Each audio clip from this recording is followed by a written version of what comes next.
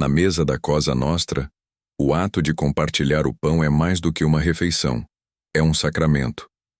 É o momento em que alianças são forjadas, tréguas são celebradas, e na tradição mais sombria da Sicília, é onde a traição é servida com o melhor vinho da casa.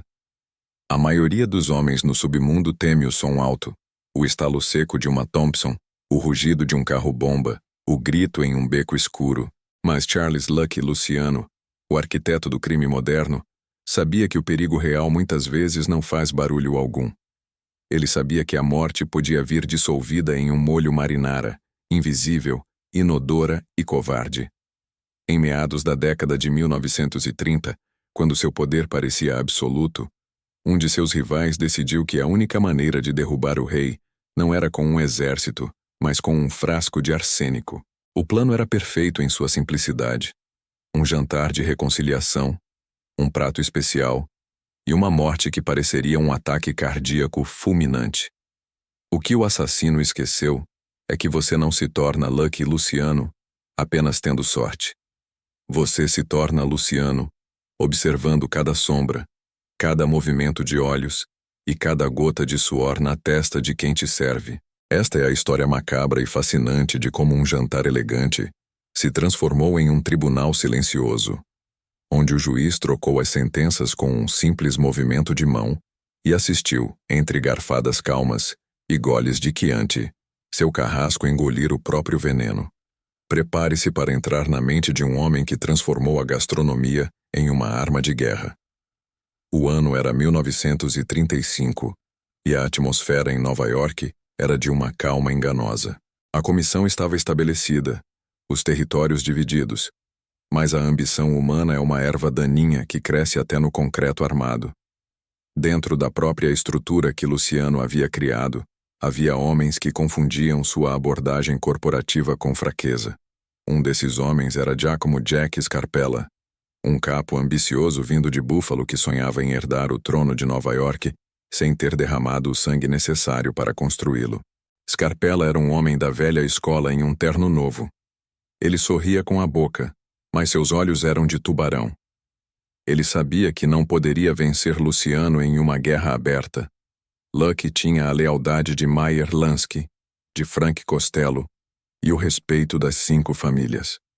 Um ataque frontal seria suicídio. Então Scarpella optou pela solução Borgia. O veneno era uma tática considerada feminina e desonrosa pelos padrões brutais da máfia. Mas para Scarpella, a honra era um luxo irrelevante diante do poder. O convite chegou em um envelope de papel creme, perfumado e caro. Scarpella convidava Lucky para um jantar privado em um restaurante exclusivo no Brooklyn, um lugar neutro, para discutir novas rotas de distribuição de azeite, o código usual para operações de fachada. Lucky, sempre pragmático, aceitou. Ele não confiava em Scarpella, mas sabia que recusar um convite de paz poderia ser interpretado como um insulto desnecessário. No entanto, Luciano tinha um sexto sentido, uma espécie de radar interno forjado na noite em que teve sua garganta cortada e sobreviveu. Ele sentia o cheiro da armadilha não no ar, mas nas entrelinhas da cortesia excessiva. Antes de sair de sua suíte no Waldorf Astoria, ele disse a Costello: "Se eu não voltar até a meia-noite, não comece uma guerra. Apenas termine o que eu deixei no prato." O restaurante, La Vela Notte, estava fechado para o público naquela noite. Apenas uma mesa estava posta no centro do salão, iluminada por velas e cercada pelas sombras dançantes projetadas nas paredes de tijolo exposto. Scarpella estava lá, impecável, com um sorriso que parecia ter sido ensaiado no espelho por horas. Ele se levantou para abraçar Lucky, dando os tradicionais 2 beijos no rosto. Luciano sentiu a tensão nos músculos do ombro do outro homem. Era sutil, imperceptível para um leigo, mas para Lucky era como um alarme de incêndio. O homem que planeja apenas um jantar está relaxado. O homem que planeja um assassinato carrega o peso do futuro crime em cada gesto. Sentaram-se. O vinho foi servido, um barolo envelhecido que custava mais do que um trabalhador ganhava em um ano. A conversa fluiu, superficial e amigável. Falaram sobre corridas de cavalos, sobre a política de Washington, sobre mulheres. Scarpella ria alto demais. Ele bebia pouco. Seus olhos, inquietos, viajavam constantemente para a porta da cozinha. Luciano, por outro lado, era a imagem da serenidade. Ele reclinava-se na cadeira, girando a taça de vinho, estudando Scarpella como um biólogo estuda um inseto prestes a ser dissecado. Ele notou que o garçom, um homem idoso que tremia levemente as mãos, não fazia contato visual com ninguém. Ele notou que Scarpella estava suando, apesar do frescor da noite. Então veio o prato principal. Scarpella havia insistido que Lucky provasse a especialidade da casa, ossobuco alla milanese. Preparado especialmente para você, Dom Salvatore, disse Scarpella, usando o nome de batismo de Lucky em sinal de falso respeito. O garçom trouxe 2 pratos cobertos por cloches de prata. Ele colocou um diante de Scarpella e outro diante de Luciano. Houve um momento de silêncio, uma pausa teatral. Luciano observou a mão do garçom. Ao pousar o prato de Lucky, o polegar do homem pressionou levemente a borda da porcelana, um sinal quase invisível, uma marcação. Scarpella, do outro lado da mesa, parou de respirar por um segundo. Era o momento da verdade. Luciano sorriu. Não o seu sorriso de negócios, mas aquele sorriso torto, cicatrizado, que gelava o sangue de quem conhecia sua história. Jack, disse Lucky suavemente, sua voz rouca preenchendo o silêncio. Você sabe que na Sicília nós temos uma tradição antiga. Quando um anfitrião oferece o melhor prato ao seu convidado, dizem que a sorte do convidado passa para o anfitrião se eles trocarem a comida. Scarpella congelou. O sorriso desapareceu de seu rosto como se tivesse sido apagado por um pano sujo. Bobagem, Lucky, gaguejou ele. Isso é superstição de camponês. Nós somos americanos agora. Coma. Vai esfriar. Eu insisto, continuou Luciano, sua voz endurecendo apenas uma fração, adquirindo a textura de cascalho. Eu me sinto mal comendo este prato magnífico enquanto você fica com o outro. Dizem que o seu chefe colocou um tempero extra no meu. Eu quero que você tenha o prazer. Sem esperar resposta e com uma agilidade surpreendente, Luciano estendeu as mãos, pegou o prato de Scarpella e deslizou o seu próprio prato envenenado para a frente do anfitrião. O movimento foi fluido, elegante, quase uma dança. O silêncio que se seguiu foi ensurdecedor. O prato estava agora diante de Scarpella. O vapor do ossobuco subia, carregando o aroma de vitela, vinho branco, alho e algo mais. Talvez o cheiro metálico do arsênico, ou talvez fosse apenas o cheiro do medo. Scarpella olhou para o prato como se estivesse olhando para sua própria cova aberta. Ele sabia que Lucky sabia.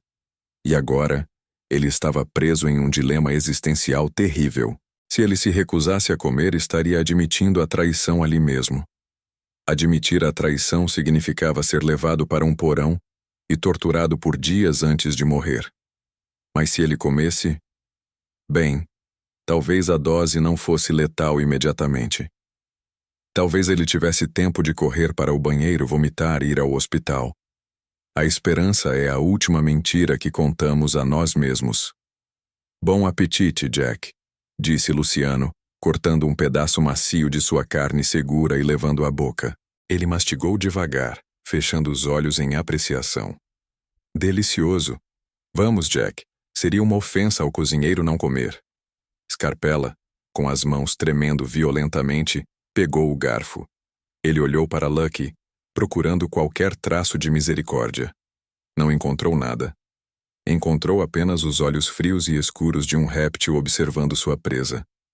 Scarpella cortou a carne. Ele a levou à boca. Engoliu. Foi o bocado mais amargo de sua vida. Luciano continuou a falar sobre negócios, ignorando o drama mortal que se desenrolava a meio metro de distância. Ele serviu mais vinho para ambos. A nossa parceria, Jack, brindou Lucky. Scarpella bebeu, tentando lavar o gosto da morte de sua boca. Minutos se passaram. O suor de Scarpella transformou-se em uma cachoeira fria. Sua respiração começou a ficar difícil. O veneno de ação rápida começou a atacar seu sistema nervoso. Suas mãos começaram a se fechar em garras involuntárias. Ele tentou falar, mas sua língua parecia inchada, pesada e inútil. Lucky. Ele gorgolejou, agarrando a toalha de mesa branca, puxando talheres e cristais para o chão com um estrondo. Lucky Luciano não se mexeu. Ele não chamou um médico. Ele não gritou. Ele apenas parou de comer, limpou os cantos da boca com o guardanapo de linho e observou. Scarpella caiu da cadeira, contorcendo-se no chão de madeira polida, espumando pela boca, seus olhos revirando em terror absoluto.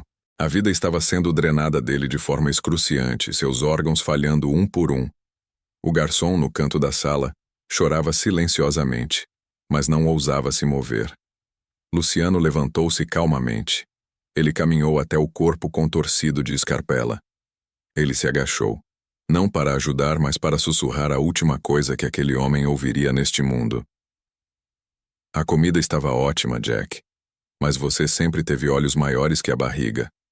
Nunca tente alimentar um homem que já caçou a própria comida. Scarpella deu um último espasmo violento e ficou imóvel. O silêncio voltou ao restaurante, quebrado apenas pelo tic-tac do relógio na parede. Luciano endireitou o terno, ajustou o chapéu fedora e caminhou até a cozinha. O chefe e o garçom estavam encolhidos num canto, aterrorizados. Lucky colocou um maço de notas de $100 no balcão de inox. O Sr. Scarpella teve uma indigestão terrível. O coração dele não aguentou a emoção do nosso encontro. Limpem a bagunça. E se alguém perguntar, ele morreu feliz comendo o que mais gostava. Ele saiu pela porta da frente entrando na noite fresca de Nova York. Ele não olhou para trás. Não havia remorso, nem triunfo. Havia apenas a confirmação de sua visão de mundo. A vida é um jogo de xadrez onde, se você não estiver disposto a sacrificar o peão, você perde o rei. Lucky Luciano sobreviveu porque entendeu que a violência mais eficaz não é aquela que faz barulho, mas aquela que usa a própria ganância do inimigo contra ele. Scarpella queria o poder de Lucky, e Lucky deu a ele, servido em um prato quente, temperado com a ironia suprema. Na manhã seguinte, os jornais noticiaram a morte de Giacomo Scarpella devido a um ataque cardíaco súbito durante um jantar. O funeral foi grandioso. Lucky Luciano estava na primeira fila, segurando a mão da viúva com uma expressão de luto respeitoso. Ele enviou a maior coroa de flores, orquídeas brancas, com uma faixa que dizia: "Para um amigo que nunca será esquecido." Aqueles que conheciam a verdade, os capos e soldados das outras famílias, olharam para aquelas flores e entenderam a mensagem com clareza cristalina. Não era uma homenagem, era um aviso. Tentar matar Lucky Luciano não era apenas perigoso, era inútil. Ele transformaria sua arma em sua ruína. Essa história circulou pelos sussurros do submundo por décadas, servindo como uma parábola sombria sobre lealdade e inteligência. Ela cimentou a reputação de Luciano não apenas como um líder implacável, mas como um mestre da psicologia. Ele ensinou a todos que a traição é um prato que, ao contrário do ditado popular, não se come frio. Se come quente, na frente de quem você tentou trair, enquanto ele assiste você digerir o seu erro fatal. Lucky Luciano provou naquela noite que o verdadeiro poder não é ter homens armados atrás de você, mas ter a presença de espírito para estar sozinho em uma sala com seu assassino e sair de lá vivo, deixando o assassino no chão. Ele transformou um jantar de morte em uma lição de vida. Cuidado com o que você deseja e, acima de tudo, cuidado com o que você serve ao rei, porque você pode acabar sendo obrigado a comê-lo. E assim, enquanto a cidade dormia, Lucky continuava acordado. O homem que enganou a morte tantas vezes que a própria morte decidiu sentar e jantar com ele, mas nunca ousou tocar em seu prato. Gostou dessa história de frieza absoluta e justiça poética? O mundo da máfia é feito de detalhes, e Lucky Luciano era o mestre de todos eles. Se você quer continuar descobrindo como a mente estratégica desse gênio do crime moldou a história moderna, inscreva-se no canal agora. No próximo vídeo, vamos contar a história de como Frank Sinatra foi até Havana pedir um favor e acabou levando uma lição de humildade que durou 5 horas. Deixe seu like e comente abaixo. Se você estivesse na mesa com Lucky e ele trocasse o prato, você comeria ou tentaria correr? Quero ver quem aqui teria coragem. Até a próxima análise criminal.